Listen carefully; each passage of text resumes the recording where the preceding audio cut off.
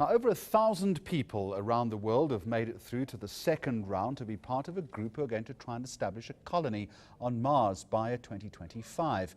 They were selected from a pool of over 200,000, hoping to establish life on Martian soil. So let's find out what is next for the group of pre-selected Mars hopefuls. We're going to talk to a South African who's part of that process in a moment. But first, let's go live to the Netherlands. And on the line is Mars One Chief Executive Officer, Bas Lansdorp. Mr. Lansdorp, good evening to you and welcome.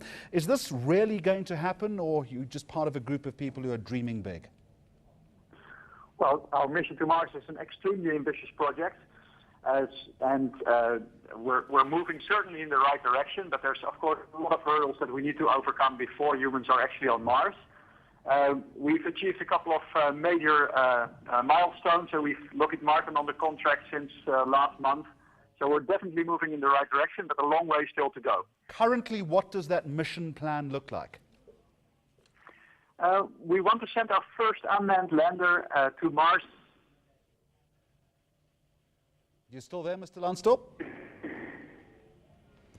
Okay, we'll try and get you back, but in the meantime, while we're trying to re-establish contact with Mr. Lansdorp in the Netherlands, let me tell you, not on Mars just yet. Let's talk to Louis Walters. He's sitting next to me here on Newsnight. He's made it to the second round of the selection process. Louis, welcome. Thank you very much for joining us. I hope your colleague in the Netherlands is all right. Why did you volunteer? It is not something, I think, for many of us, as I hear, that really happens one morning waking up, I want to go to Mars. Sure, yeah. Can't say I've ever had that thought. A lot of people think, okay, you know what, I want to go and live on an island and I don't want to ever see anyone again. And it's not quite that feeling.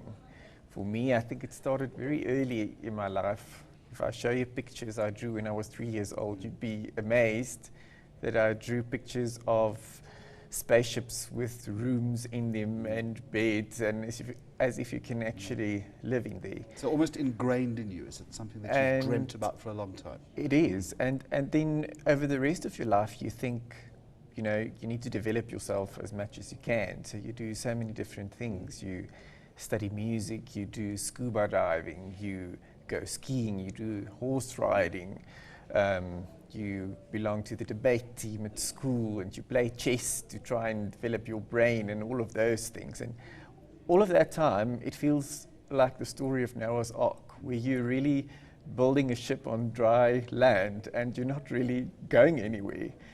So when Mars One came along, it was like me standing on the platform waiting for the train all along. What you talk about these things that you've done, obviously, you know, the debate team, scuba diving, that sort of thing. What special quality do you think you bring to this? Why should you be selected over so many other people? I mean, there are 1,000 other people that are also in that line. Jeremy, the one thing there is that you need to realize, because there's no reference in your mind for what we're about to do, your thoughts and everything inside you go up and down so much. The one morning you wake up and you think, what the hell did I get myself into now?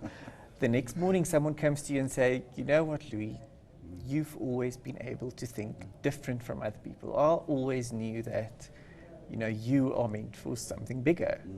And then you think, oh yes, Mars, here I come, now I'm ready. The next day you tell someone, they say, oh, okay, so they told you this via email, right? And where's Mars again? That type of thing. So it's a roller coaster ride. All right, I want you to hold that thought, because I'm told that we've now got Bas Lansdorp back on the line from the Netherlands, the Chief Executive Officer of Mars One. Mr. Lansdorp, I hope you can hear us again. We've moved the conversation on slightly. Give us a sense, if you can, and I hope you can hear me, about what sort of qualities you're looking for in these volunteers. I hear you loud and clear. Let's hope we have better communication to Mars. So the most important quality that we will be looking for is someone's ability to function very well in a team. Because these are 4 people that are going to Mars. They're on their own for 7 months flying to Mars. They're on the surface of Mars for 2 years before the second crew arrives.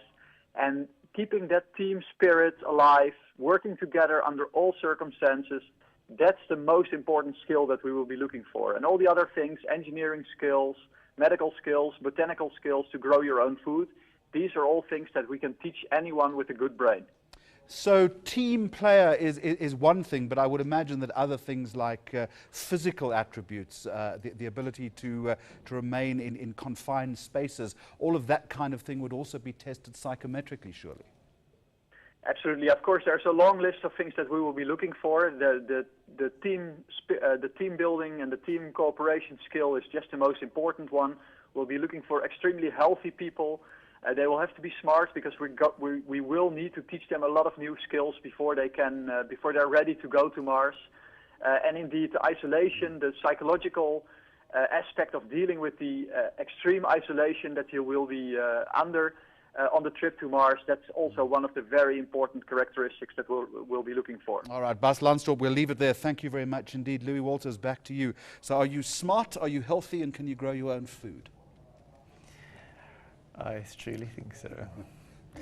One interesting thing about the health factor is that I would go with friends to a bar and they would ask me, what are you drinking? And I would say, tap or sparkling water. And they would go like, what's your poison? Why don't you drink anything? And to me, it's always just been the natural response. For some reason, I've been conserving myself for this. So you look after yourself, which is quite important.